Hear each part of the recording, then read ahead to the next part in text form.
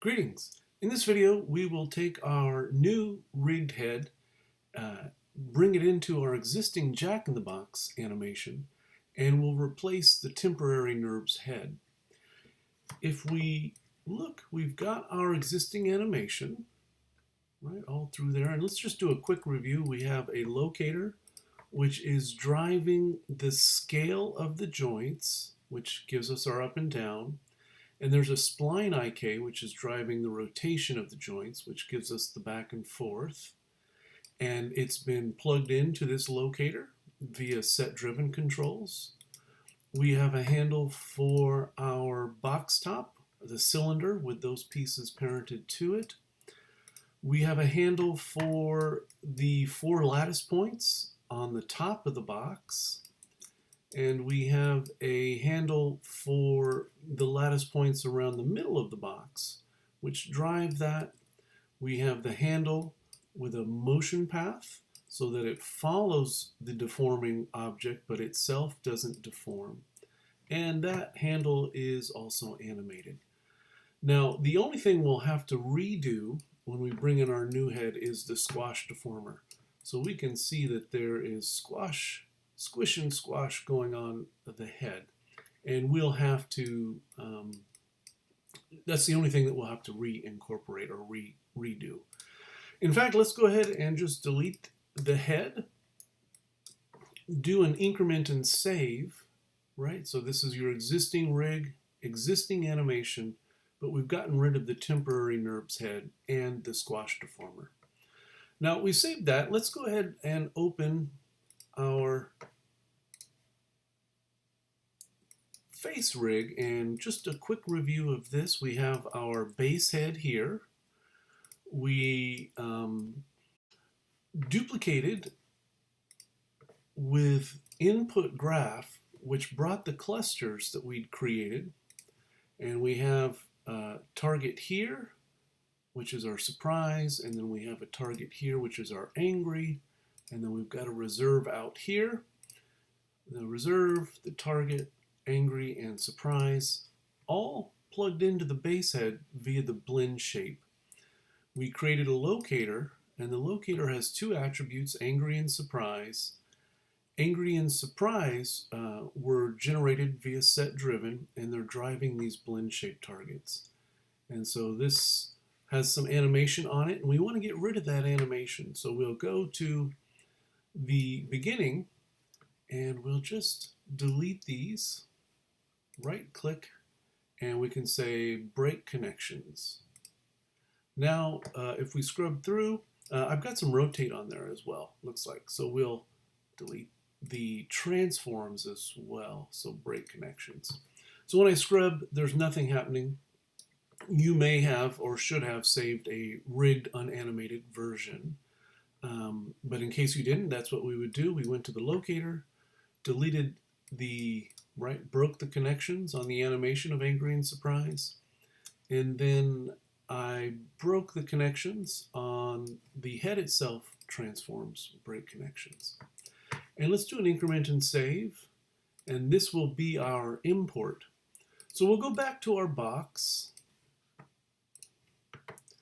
and you've got animation, so you either want to go, well, you want to go to the very end actually, when it is straight up and down, and this will make it easy for us to place our new head. We'll go to File, Import. We'll import the one that we just saved, and it's right out of whack in terms of size. So we will hide our targets. We'll grab our base, and let's look at everything here in the outliner. Our base still has that original group, and we could work with that, but it'll be simpler just in terms of making sure you have the right things selected if we get rid of this group. So you could either unparent and delete that node, or we can just come with the node selected for our base head. We're going to come to ungroup. So our skull sphere 1 is just a single node. You probably want to check that angry and surprise are still working. So there is angry and there is surprise. And what we'll do is we'll take this locator and we can parent it to the head. Actually, we'll do that towards the end. So I'm going to leave that for now, actually. But we do want to plug it into the rig eventually. Probably be easier as we work just to leave it alone for now. So our head obviously is the wrong size. And so we want to scale that to fit. And we'll bring it up here. And that's a good size. And we want to bring it forward. And we have a couple of things to do before we constrain. Remember that that head wasn't parented, that temporary NURBS head. It was parent constrained and orient constrained. And so we'll need to do the same. I can see here that my pivot is at the chin. When I constrain it, it's going to jump up to that position. So, and you could do this after the fact. I've got my skull, and I'm going to just reposition the joint right now. In fact, I'm going to select the joint, and we'll use Isolate Select. So here is Isolate Select, and we've hidden everything else in this view. And I want to move the pivot point. I'll tap the D key, and then we'll just get a clear shot of that joint, and I'll go V with my middle mouse button. Now you can see that it's snapped to the poly, which is always a risk. So let's hide our poly actually. Again, we've got the pivot selected. D key gets us the pivot, and we'll hold down the V key and our middle mouse button. And now our pivot point for this head is at the same place as the joint. So when we go to constrain the head to the joint, there will be no offset. It doesn't move or jump because the pivot for our head is at the position of this joint. I'll click the Isolate Select to bring that back, and we can begin. We'll grab the joint. We'll look through here. Remember, when we're doing standard parenting, the child is first selected and the parent is selected second. With constraints, it's the opposite order, which is sometimes confusing. We want to pick the constrainer. We want to pick the boss first, and then the constrainee. Or the subordinate. So I've got this joint. This is going to be the boss. The head is going to follow this joint. We'll shift select the head. Just have those two things selected if you wanted to look in your outliner. In this case, I have joint 9 selected first. I have my skull base head selected.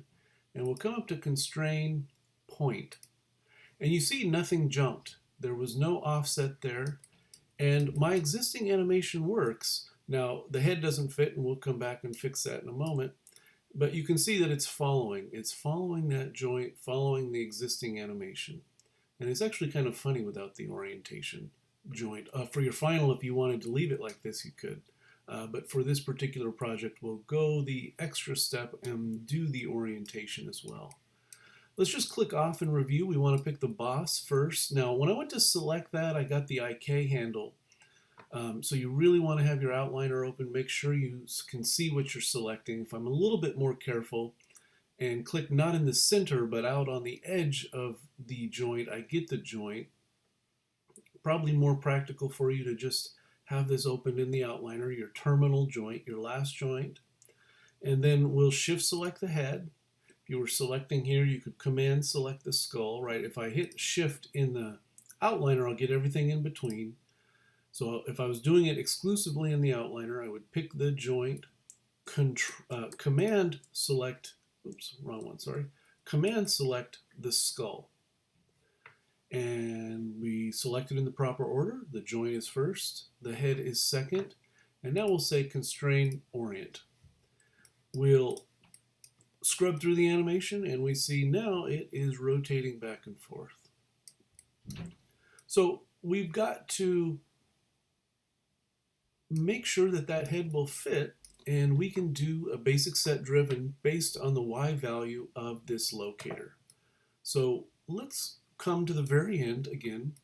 We're working with an animated file. If you had a file that wasn't rigged, that wasn't animated, that would probably be a more standard way of doing it. But we're doing it with an existing animation, which is fine. just as we continue to rig on top, we want to come to the very end where everything is open and up and down straight. So we'll have this locator drive the scale of the head, the Y. So in our animation, key, set driven, set. You should be familiar with this workflow after having used this for the head. We just key, set driven, set. We'll load our driver, and it's going to be the Y translate, the Y translate, and we'll pick our head, right? We've got it here all by itself, and we'll say load driven, and this will be all three scales. So locator translate Y is driving the skull sphere scale X, Y, and Z. And this is where we want it, right? Make sure they're both selected, and we'll hit key. Remember that I prefer to call this establish. We're establishing this. This doesn't have anything to do with our timeline, which can be confusing. So we've established that position. Then we'll grab our master, our driver, and we'll pull it down. And then we'll pick our subordinate and we'll scale it to fit. And there we have it fitting. And we'll hit key. And you can test it. We can just grab this, and there could potentially be some penetration there. Right? You could put in a third so that wasn't penetrating. But it also is predicated on your camera position. So if your camera was going to be looking straight down, then you'd want to solve that problem with a third key. But we are going to be viewing from about here, and so if there's a little penetration on the front, that's okay. We won't see it. But now that fits, and we can even come back and just watch the existing animation. So there we've re-rigged it and refit it. Let's come and, right, we've got to add now our squash deformer. And since we only did it once, you may not remember that exact workflow. So we'll come and go through this a little slow. In fact, I'm going to, with the squash handle selected, I'm going to pick that joint, 9, and also pick the head. So I've got the joint, I've got my sphere, and I've got the new squash deformer. And we'll click Isolate Select so that we're only looking here. We want to position this in the original, our NURBS head, the bottom fit the top of the joint exactly. So we moved this squash deformer, we just snapped it down to the joint because the joint was at the bottom of that NURBS head. Here we see the bottom of our skull here is not even. And so we want to pull this down, right, the middle of our squash deformer. We want to pull it to the bottom of your head. We'll open the inputs in the channel box. I've got the squash deformer selected, and I'll click Input. And I want to bring the low bound all the way up to that bottom. So we'll put it right there. And then our high bound, we want at the top. I'm using my middle mouse button to scrub. So pick the attribute. I'm using my middle mouse button and scrubbing left and right. And then it's our factor that's going to drive it. And so we want to check that, and that's about right. So we'll zero that out and just review. We put the locator at the bottom where the chin was. The center of the locator was there. We brought up the low bound, brought up the high bound, raised the high bound. And so, right, it's the high bound and the low bound are encompassing the entire skull. Right, if it was lower and we executed that factor, the whole skull isn't being affected, right? So the high bound here isn't reaching above the skull, so that's not being deformed. So we want to have low bound and high bound incorporate or encompass the entire shape, and we'll animate the factor. Now, if I was to, let's bring everything back. We know that that locator It is indeed associated with the head, but it's not following our rig. So in this case, we can just create a simple parent. So we'll come to joint 9. Let me just review that. If you look here, the squash deformer is not following the rig. So the final thing that we have to do before we begin to animate that is to parent it. And in this case, remember, the child is first selected when we're doing a standard parent. We're not constraining this. We're just going to do a straight parent. So I'll pick my squash handle, which is the child, and shift select joint 9, or if I'm doing in the outliner, command select. And then we'll hit lowercase p, or we'll do it the long way here, come up to edit parent. And now when you scrub through your animation, you see that that squash deformer is following. And what you'll have to do in terms of the animation, and I won't do it here in front of you, but you will need to do this, is just come and we'll animate that factor. We'll do a couple together here, and then I'll let you finish on your own. We'd want to right-click the factor of the squash, and at each high point, if you recall back, we did this with the NURBS, we want to have a little bit of squash, squish and squash. So he's in the box, he comes out, his head is pulled out, and then at the low point, we want to go the opposite. So we could say negative point, I bet 1 will be enough. And then we'll key that. And you'll have to go back and forth. So at each extreme position, right, we come back. Now, we did 0.2, so maybe 0.15 this time, right, a little bit less. And we'll right key. And at the low point, I don't have them exactly in the center there. We'll do negative 0.1 and key it. Next high point, so let's say this would be 0.05 and key it. Low point there, let's say negative 0.05. And I just said we weren't going to do this, but I actually do want to show you something. So let me get a few keys out here. We'll do 0.05 again. Right at the bottom. Let's do negative 0.025. And we're pretty close, so this would be 0.025. And let's just call it fine here. It does look nice when it wobbles many times. If I was actually executing this, I'd probably have it go all the way down here with very fine increments, but I just want to show you the offset. So we'll get this back to 0.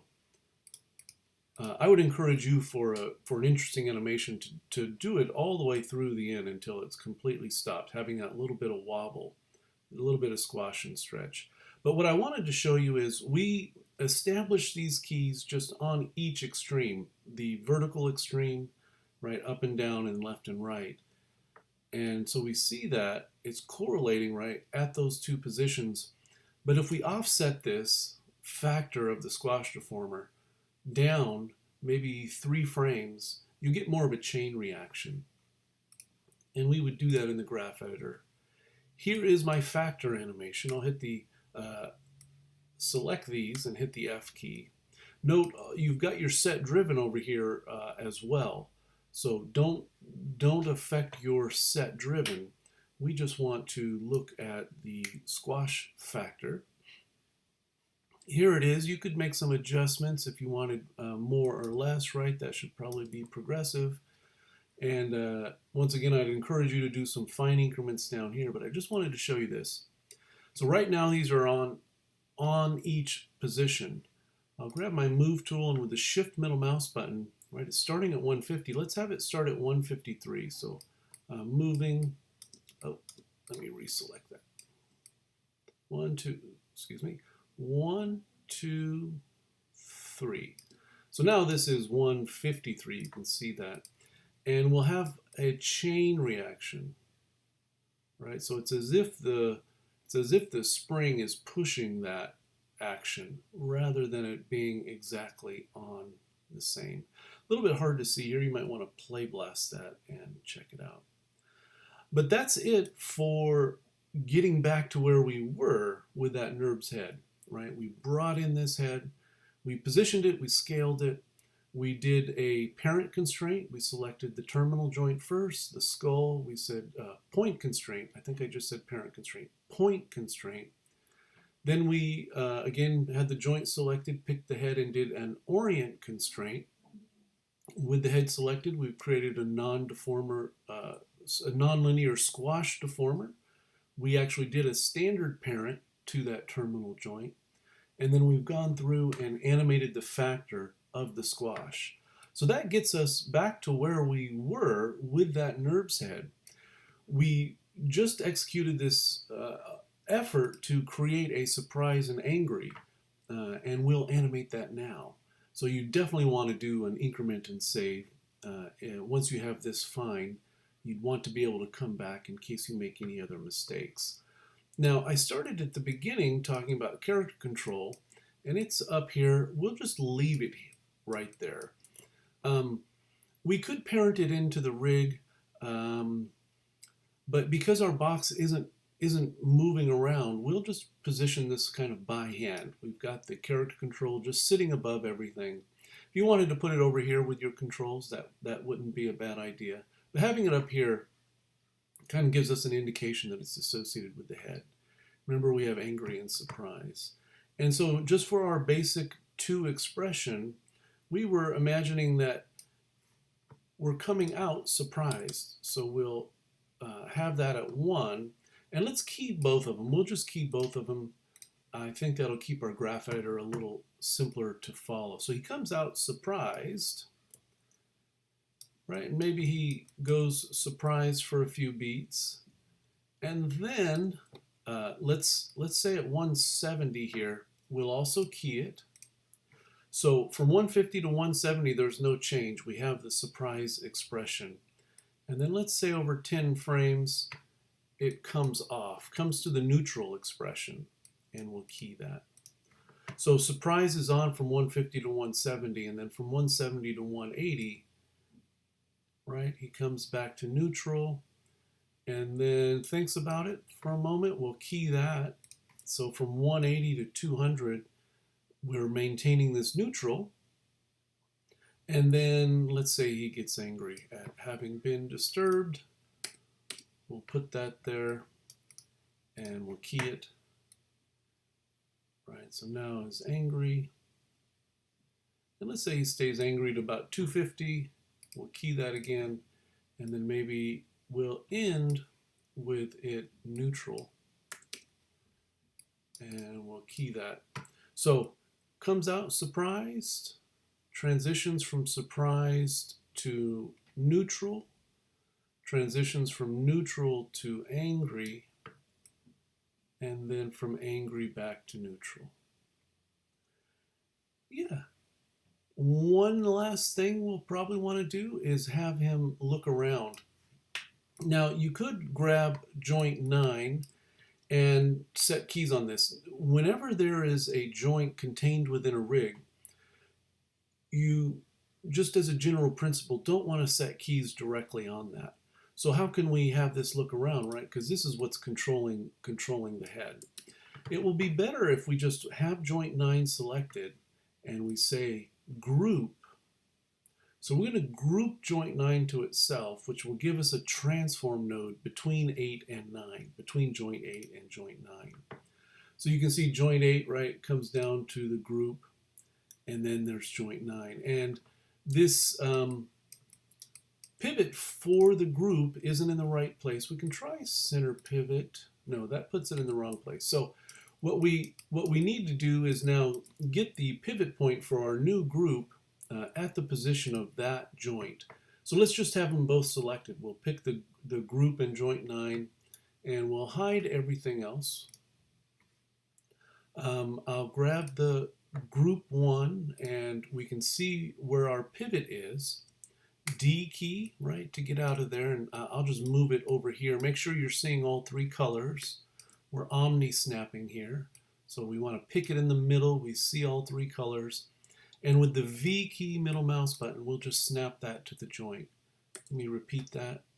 Actually, let's come all the way back.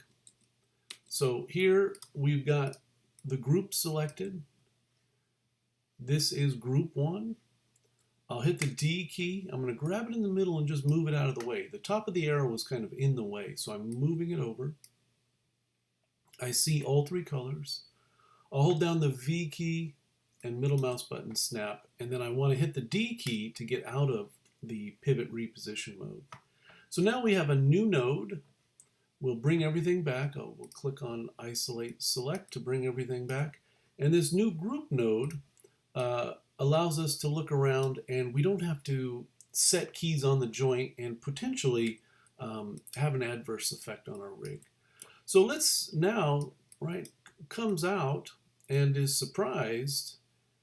And if you're surprised, you want to know what's going on. So let's have him look around a little bit. Let's also come to 170. I've got the group, and I'll key that. And then we can have him, maybe he looks that way and holds that for a moment. So I'll set that right. We're bookending that. And then maybe he looks over here, and we'll set that. I'm just hitting S on the keyboard. We're getting channels on everything on the group, but that's okay. And then maybe he looks down. We'll set that. And now let's have him just come back to 0, looking at the viewer, and we'll set that. So he's surprised, looking around, comes back to neutral. And the final thing that we can do is just put him back in the box. So we can grab our locator from before, and right there our animation is about done. And so we can have him, maybe he jumps up, right? Let's have this happen real quick. So here's the last bit of animation. We'll have him jump up. We'll set that, and then we'll just cram him back in the box. Our set driven is, our Y translates driving the scale of the head, so that goes back in, right? And we can close the lid. We want to set a key about there, and then we can rotate it shut, and we'll set it, right? And if you wanted to make that bounce a little bit, I think in my demo I have it kind of bounce up. Maybe this, from that impact, maybe we also have this pop out a little bit. And then, you could have it, maybe it warbles in once and then comes to neutral, which is 1 scale. And you could fine tune that, but those are the things that we're after. And so we can look at the entire animation, So our original animation, that lattice is scaling, comes out, we've got the squash deformer, looks around, goes from happy to sad. Just a simple little vignette, but it really demonstrates some really intermediate and advanced rigging skills. So having this, even if it's not part of a bigger narrative, having a little project like this and fully rendered out is a nice piece in your portfolio. And then, of course, using this as the main focus of a 30-second, 60-second narrative is what we're after for our final. Okay, questions in the discussion forum. Have a good one.